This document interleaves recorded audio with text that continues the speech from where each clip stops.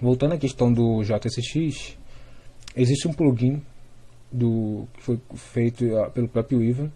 Ele é um plugin para usar o JSX, basicamente é isso. Você que vai ter que instalar isso aqui e mudar a configuração do seu Babel.babel RC.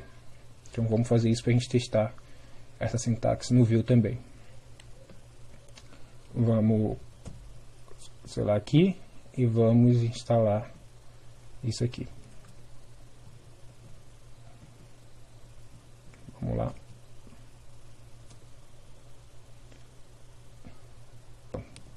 Deixa eu dar o npm Vue dev aqui, logo de cara. E mudar a configuração do Babel RC lá. Então, vou fechar aqui rapidinho, fecho aqui, para não confundir. Abro o Babel RC, simplesmente apago tudo e colo isso novo. Beleza, show de bola. Já está configurado para a gente usar o JSX. Então, voltando aqui ao nosso exemplo. Eu não vou nem mexer no app, eu vou dar o exemplo por aqui mesmo. No JSX você vai retornar, coloca entre parênteses e coloca simplesmente seu HTML aqui. Só que tem um porém.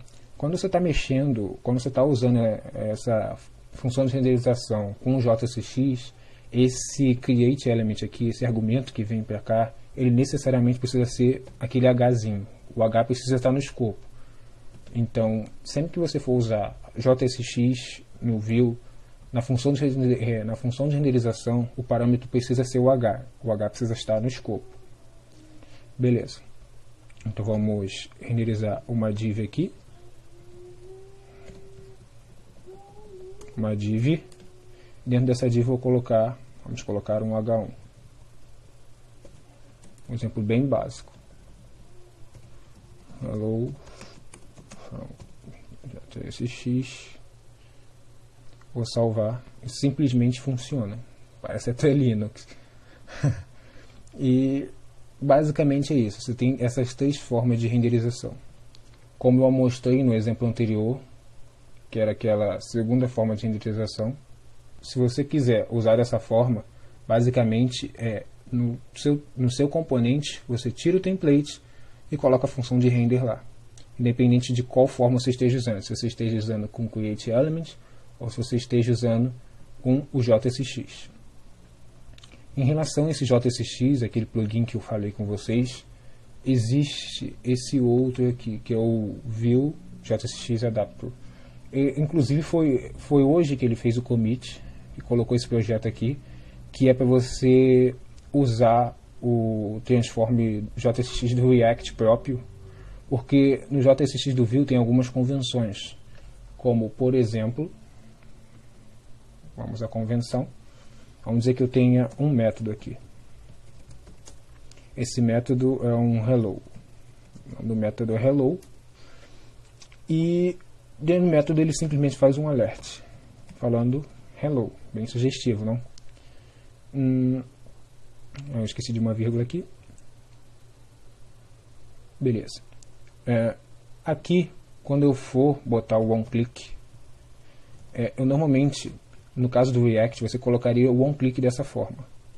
E colocaria o método alert, hello aqui. Simplesmente isso. Só que se eu fizer isso aqui no Vue, ele simplesmente não vai funcionar. Porque o que acontece? No React ele usa o onClick próprio aqui. Nesse plugin ele meio que tem um onClick próprio. Eu não sei como explicar isso de uma maneira melhor, mas é meio que um onClick próprio, porque o onClick que você vai passar aqui é -click. Aí ele funciona. Então, se você quiser usar aquela forma meio que a la React, usando o onClick, esse tipo de onClick, assim, usar um onClick, que era aquele onClick que a gente fazia antigamente, antes de saber bons patterns de JavaScript, você pode usar simplesmente esse adapter que ele colocou no ar hoje, no GitHub. Então, como qualquer extensão do Vue, tudo é muito simples. Eu só importo ele e mando o Vue usar. Simplesmente assim. Então, nessas Nesse vídeo a gente viu as 3 formas de renderização. São elas o template, que é aquela forma antiga que a gente usava no Vue 1, que é super simples, eu acredito que a maioria da comunidade vai usar essa forma.